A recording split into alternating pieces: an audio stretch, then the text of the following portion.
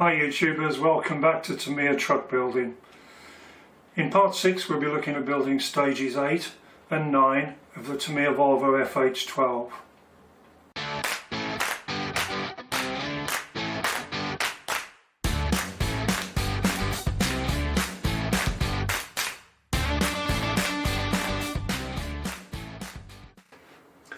This is stage 8 and parts bag B. So we've finished with A now, and any oddments that may be left in A, because there's always a few residual screws, always give you a couple of spares, you can just go into your spares box. So we're now on to B. Here's all the parts we need for B, which should be in the little inset picture. There are 1, 2, 3, 4 shock absorbers to build.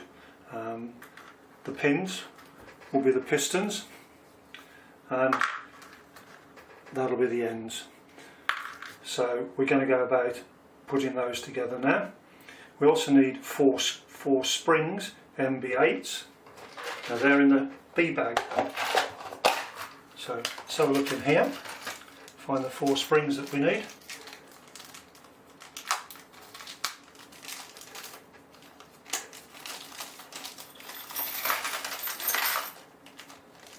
There we go. And there's the 4 springs we need. Carefully pull them apart so they don't get permanently tangled together. They usually come apart. Come on. 2, 3, 4. There we go.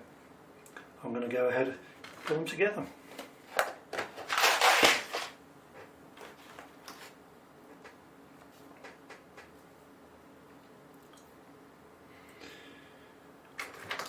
First thing you need to do, unscrew. Try not to throw it on the floor, as I just did. Take a pin. You put some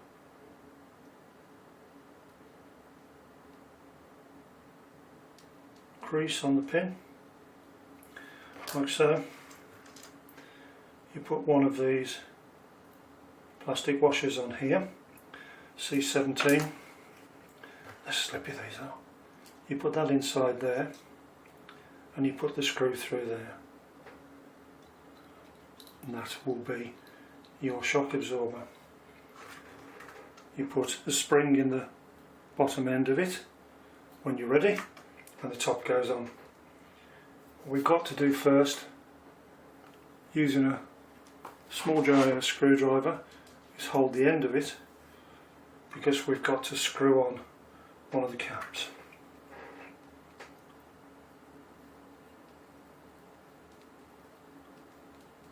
Once we've got it started, screw it all the way in until I can't hold it any longer. There we go. That's screwed onto the end of there. Put that in the end of there. Pop the cap back on the end, screw it up, and you now have a spring-loaded shock absorber. 1 done, 3 to go.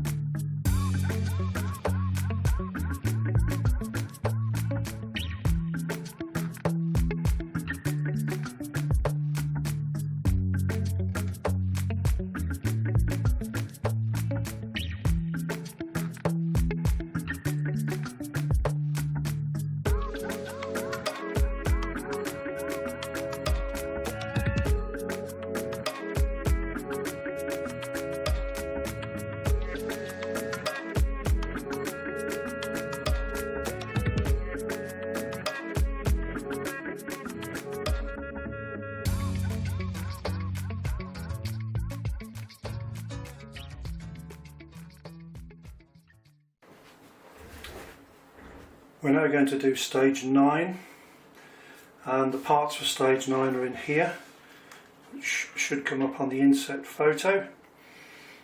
That's all these little bits just here.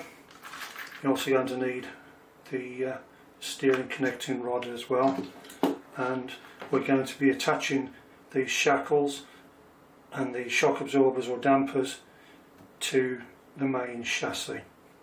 So let's get cracking. First off, we just get it the same way around as we've got it on the diagram, which we have. We're going to start with doing 2 shock absorbers. They are held on with these longer screws and these 2 special collars here, like so, and then on the back they have these kind of nuts. There's one, there's 2.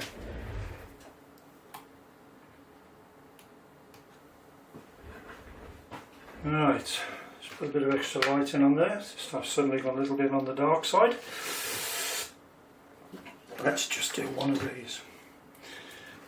If we look at the diagram, this is the end we're working on, not that end, and that screw goes through there, like so, and the collar goes on, like so, and goes through there, like that, and the whole arrangement sits in there. We then just put a nut on the back. No need for any thread lock because these special type of flange nuts have a serrated back to them and they grip quite tightly, cut into the metal. You can do that up relatively tightly. It's metal to metal, there's no plastic involved. Notice even when it's tight, that is still in place. That will in effect be the downside of the truck. So there will be a spring across here that'll connect to the spring, and that's part of your suspension. Just going to do the same on the other side now. And going either way around, but not the wrong way up, if you see what I mean. So that goes in there. I'll put that on the back. Try and keep my hand down so you can see me on the whoops-a-daisy on the camera. I'm trying to work backwards here. There we go. We're in.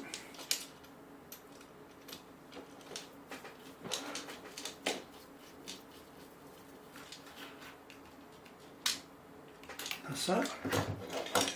That's the same as the other one. That's those 2 done. Next thing we're going to do is the shackle parts. Now that's made up of one of these and 2 of these. So interestingly, these things have a dimple in the middle which can either go inside or outside. I always tend to put them on the outside so that they don't cause any interference to the spring movements, but according to the instructions you can put them on either way around. So there you go.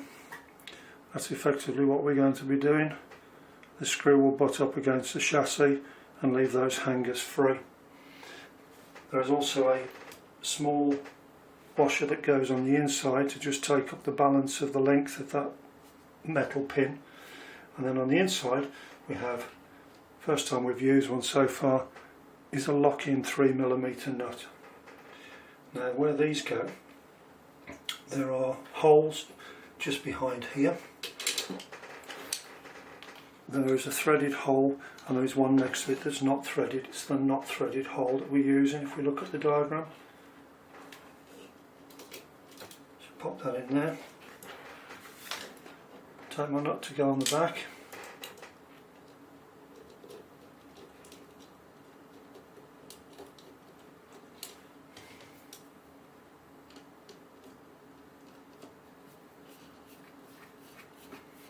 You reach the point where you can't hold the nut, so we go back to our trusty Tamiya wrench. And that should fit on there. Yes, it does. There we go. Started to bite into the plastic now, and it'll eventually pull up all the way. Don't know whether you can see that at all. Try and turn it for the camera.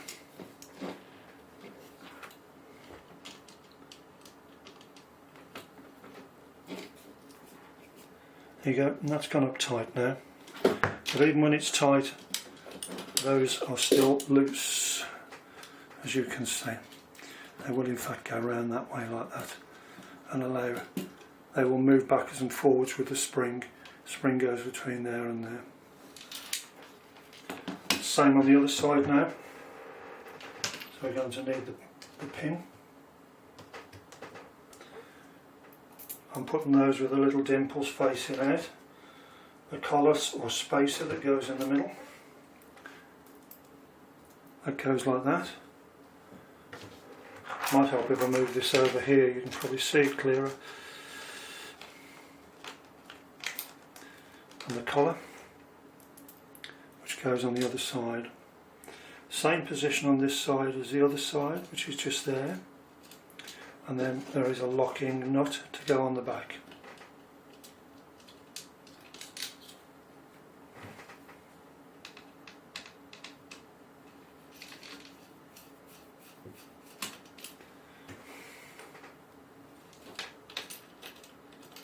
I want to move my arm out of the way so you can see what I'm doing.